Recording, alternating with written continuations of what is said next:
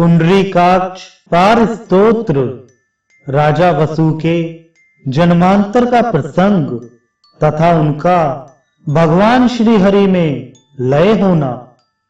पृथ्वी बोली, भगवान, जब बृहस्पति की बात सुनकर राजा वसु और महाभाग रैव्य का संदेह दूर हो गया, तब उन लोगों ने फिर कौन सा कार्य किया?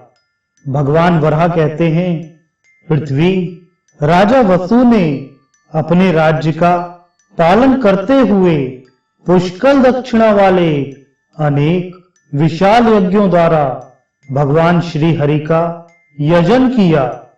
उन्होंने देव देवेश्वर भगवान नारायण को यज्ञादि कर्मों के अनुष्ठान द्वारा तथा सभी प्राणियों में अवैध दर्शन की साधना करके प्रसन्न कर लिया। इस प्रकार बहुत समय बीत जाने पर राजा वसु के मन में राज्य का उपभोग करने की इच्छा निवृत्त हो गई और उनके मन में इस द्वंद्वमय संसार से मुक्त होने की कामना जाग उठी। अतः उन्होंने अपने 100 पुत्रों में सबसे बड़े राजकुमार विवस्वान को राज सिंहासन पर अभिषिक्त कर दिया और स्वयं तपस्या करने के विचार से वन में चले गए। वे सभी तीर्थों में श्रेष्ठ पुष्कर तीर्थ में जा पहुंचे, जहां भगवत परायण पुरुषों द्वारा पुंडरीकाक्ष भगवान केशव की सदा उपासना होती रहती है। वहां जाकर काश्मीर नरेश राजश्री वसु ने कठिन तपस्या द्वारा अपने शरीर को सुखाना प्रारंभ कर दिया। उन परम बुद्धिमान राज ऋषि का मन शुद्ध स्वरूप भगवान नारायण की आराधना के लिए अत्यंत उत्सुक था। अतः वे परम अनुराग पूर्वक पुंडरीकाक्ष पार नामक स्तोत्र का जप करने में संलग्न हो गए। दीर्घ काल तक उस स्तोत्र का जप करके महाराज वसु पुंडरीकाक्ष भगवान श्री हरि में विलीन हो गए। पृथ्वी ने पूछा, देव, इस पुंडरीकाक्ष पार स्तोत्र का स्वरूप क्या है? परमेश्वर, आप इसे मुझे बताने की कृपा करें। भगवान वराह कहते हैं, पृथ्वी, राजा वसु के द्वारा अनुष्ठित पुंडरीकाक्ष पार स्तोत्र इस प्रकार है। पुंडरीकाक्ष, आपको नमस्कार है। मधुसूदन, आपको नमस्कार है।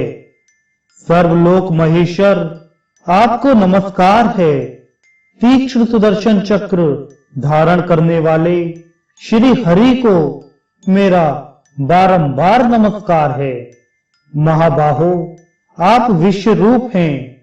आप भक्तों को वर देने वाले और सर्वव्यापक हैं। आप असीम तेजो राशि के निधान हैं। विद्या और अविद्या, इन दोनों में आपकी ही सत्ता विलासित होती है। ऐसे आप कमल नयन भगवान श्री हरि को मैं प्रणाम करता हूं। प्रभो, आप आदि देव एवं देवताओं के भी देवता हैं। आप वेद वेदांग में पारंगत, समस्त देवताओं में सबसे गहन एवं गंभीर हैं। कमल के समान नेत्रों वाले आप श्री हरि को मैं नमस्कार करता हूं।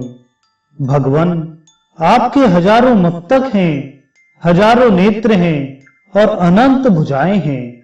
आप संपूर्ण जगत को व्याप्त करके स्थित हैं। ऐसे आप परम प्रभु की मैं वंदना करता हूं, जो सबके आश्रय और एकमात्र शरण लेने योग्य हैं, जो व्यापक होने से विष्णु एवं सर्वत्र जयशील होने से जिष्णु कहे जाते हैं। नील मेघ के समान जिनकी कांति है, उन चक्रपाणी सनातन देवेश्वर श्री हरि को मैं प्रणाम करता हूं, जो शुद्ध स्वरूप सर्वव्यापी अविनाशी आकाश के समान सूक्ष्म सनातन तथा जन्म मरण से रहित हैं, उन सर्वगत श्री हरि का मैं अभिवादन करता हूँ। अच्युत, आपके अतिरिक्त मुझे कोई भी वस्तु प्रतीत नहीं हो रही है। यह संपूर्ण चराचर जगत मुझे आपका ही स्वरूप दिखलाई पड़ रहा है। भगवान वराह कहते हैं, राजा वसु इस प्रकार स्तोत्र पाठ कर ही रहे थे कि एक नीलवर्ण पुरुष मूर्तिमान होकर उनके शरीर के बाहर निकल आया, जो देखने में अत्यंत प्रचंड एवं भयंकर प्रतीत होता था। उसके नेत्र लाल थे और वह हर्षकाय पुरुष ऐसा प्रतीत होता था मानो कोई जलता हुआ अंगार हो। वह दोनों हाथ जोड़कर बोला, राजन, मैं क्या करूं? राजा वसु बोले, अरे तुम कौन हो और तुम्हारा क्या काम है? तुम कहां से आए हो?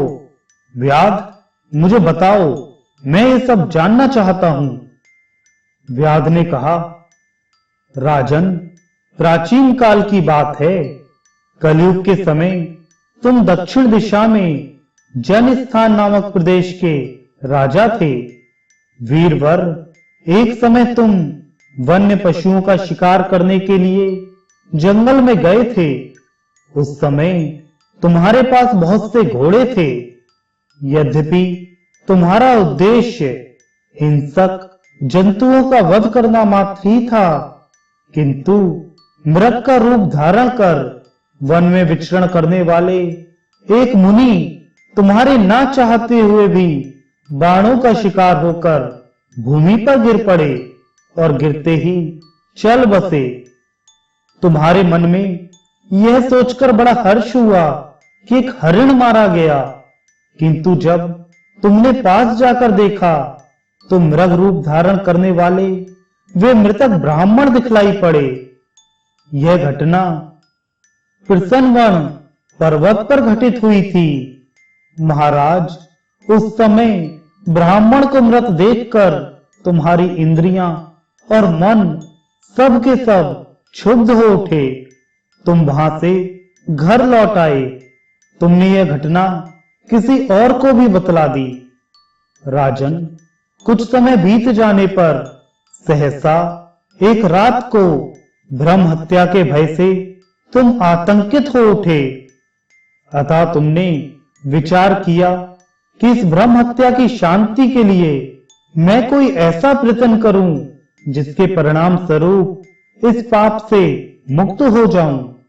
महाराज, तदंतर समय आने पर भगवान नारायण का अनवरत चिंतन करते हुए तुमने परम पवित्र द्वादशी पर्यंत व्याप्त शुद्ध एकादशी का उपवास पूर्वक व्रत किया। फिर दूसरे दिन तुमने भगवान नारायण मुझ पर प्रसन्न हो इस संकल्प के साथ विधि पूर्वक गोदान किया।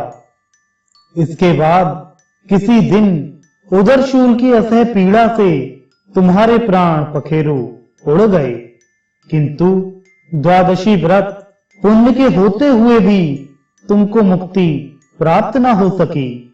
इसका कारण मैं बताता हूं, सुनो। तुम्हारी सौभाग्यवती रानी का नाम नारायणी था। मृत्यु के समय जब तुम्हारे प्राण कंठ में आ गए थे, उस समय तुम्हारे मुख से उसके नाम का उच्चारण हुआ। उसी से तुम्हें उत्तम गति की प्राप्ति हुई और तुमको एक कल्प पर्यंत विष्णु लोक में निवास प्राप्त हुआ। विष्णु लोक में गमन करने के पूर्व मैं तुम्हारे शरीर में स्थित था, अतः ये सब बातें मैं जानता हूं। मैं उस समय एक भयंकर ब्रह्म राक्षस के रूप में था और तुमको अपार कष्ट देना चाहता था। इतने में भगवान विष्णु के पार्षद आ गए और उन्होंने मूसलों से मुझे मारा, जिससे मैं संक्षीण होकर तुम्हारे रोमकूपों के मार्ग से निकलकर बाहर गिर पड़ा। महाभाग, इसके पश्चात ब्रह्म का एक अहोरात्र कल्प की अवधि समाप्त होने पर महाप्रलय हो गया। तदंतर सृष्टि के आरंभ होने पर इस कल्प में तुम काश्मीर के राजा सुमना के पुत्र रूप में उत्पन्न हुए हो। इस जन्म में भी मैं तुम्हारे शरीर में रोमकूपों के मार्ग से पुनः प्रविष्ट हो गया। तुमने इस जन्म में भी प्रभूत दक्षिणा वाले अनेक यज्ञों का अनुष्ठान किया, किंतु ये सभी यज्ञ जनित पुण्य मुझे तुम्हारे शरीर से बाहर निकालने में असमर्थ रहे, क्योंकि इनमें भगवान विष्णु के नाम का उच्चारण नहीं हुआ था। अब जो तुमने इस पुंडरीकाक्ष पार स्तोत्र का पाठ रूप अनुष्ठान किया है, इसके प्रभाव से तुम्हारे शरीर से मैं रोमकूपों के मार्ग से बाहर आ गया हूं। राजेंद्र, मैं वही ब्रह्म राक्षस अव्याध बनकर पुनः प्रकट हुआ हूं। पुंडरीकाक्ष भगवान नारायण के इस स्तोत्र को सुनने के प्रभाव से पहले जो मेरी पापमयी मूर्ति थी वह अब समाप्त हो गई। मैं उससे अब मुक्त हो गया। राजन, अब मेरी बुद्धि में धर्म का उदय हो गया है। यह प्रसंग सुनकर महाराज वसु के मन में आश्चर्य की सीमा न रही। फिर तो बड़े आदर के साथ वे उस व्याध से बात करने लगे।